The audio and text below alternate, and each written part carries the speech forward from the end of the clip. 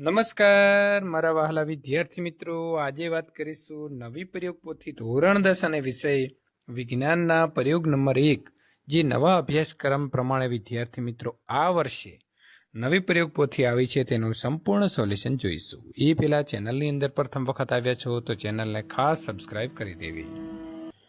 તો આપણે જોઈશું પ્રયોગ નંબર 1। હેતુ આપેલો છે વિદ્યાર્થી મિત્રો મેગ્નેશિયમની પટ્ટીનું હવામાં દહન કરવું।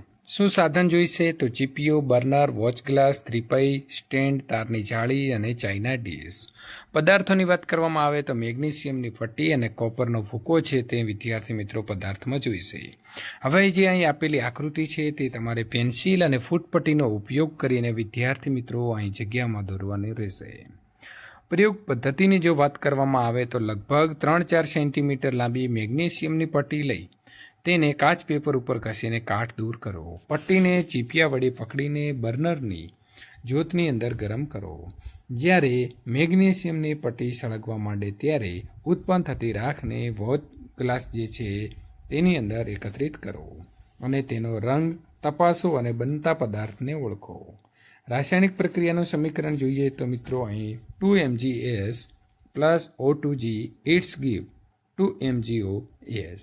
અવલોકનની વાત કરવામાં આવે તો મેગ્નેશિયમની પટ્ટી જગારા મારતી સફેદ જ્યોતથી સળગે છે। વોચ ગ્લાસની અંદર સફેદ પદાર્થ મળે છે। નિર્ણય શું લઈ શકીએ આપણે તો મેગ્નેશિયમની પટ્ટીનું ઓક્સિજનની હાજરીમાં દહન થતાં મેગ્નેશિયમ ઓક્સાઇડ એટલે કે MgO બને છે અને આ પ્રક્રિયાને ઓક્સિડેશન પ્રક્રિયા કહે છે। કોપર ત્રાંબાના ભૂકાને ગરમ કરવો। તો અહીં મિત્રો આકૃતિ તમારે ઉપયુક્ત છે તે દોરવાની રહેશે અને પદ્ધતિની વાત કરીએ તો એક ચાઇના ડીશની અંદર 1 ગ્રામ કોપરનો ભૂકો લઈ આકૃતિમાં દર્શાવ્યા મુજબ સાધનો ગોઠવી ચાઇના ડીશને બર્નરની જ્યોત ઉપર ગરમ કરો। તેનો રંગ તપાસો અને બનતા પદાર્થને ઓળખો। 2CuS plus O2G it's give 2COS। અવલોકનની વાત કરવામાં આવે તો કોપરના ફૂકાને ગરમ કરતાં તેની સપાટી ઉપર કાળા રંગનો પદાર્થ જમા થાય છે। નિર્ણય શું આવશે કે કોપરને ગરમ કરતાં કોપર ઓક્સાઇડ CEO બને છે અને આ પ્રક્રિયાને ઓક્સિડેશન પ્રક્રિયા કહેવામાં આવે છે।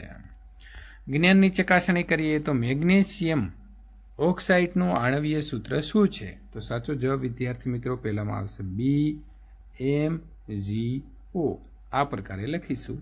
બીજું છે કોપર ઓક્સાઇડ કેવા રંગનો પદાર્થ છે તો સાચો જવાબ આવશે D કાળા। મેગ્નેશિયમની પટ્ટીને હવામાં સળગાવતા કયા રંગનો પદાર્થ મળે છે તો આવશે A સફેદ।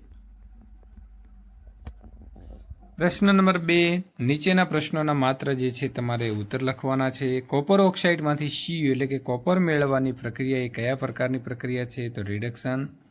Cu plus H2 it's give Cu plus H2 ની અંદર કોનું ઓક્સિડેશન થાય છે તો H2નું। મેગ્નેશિયમની સંયોજકતા કેટલી છે તો +2। Magnesium plus oxygen it's give magnesium oxide ઉપરના શબ્દનું સમીકરણ પ્રક્રિયકમાં લખીએ તો મેગ્નેશિયમ અને ઓક્સિજન। નિપજની વાત કરીએ તો મેગ્નેશિયમ ઓક્સાઇડ। મેગ્નેશિયમને પટ્ટીને વિદ્યાર્થી મિત્રો સળગાવતા કેવા રંગની જ્યોતથી સળગે છે તો મેગ્નેશિયમની પટ્ટીના દહન દરમિયાન મેગ્નેશિયમની જે પટ્ટી છે તે તેજસ્વી જ્યોત સાથે સળગે છે।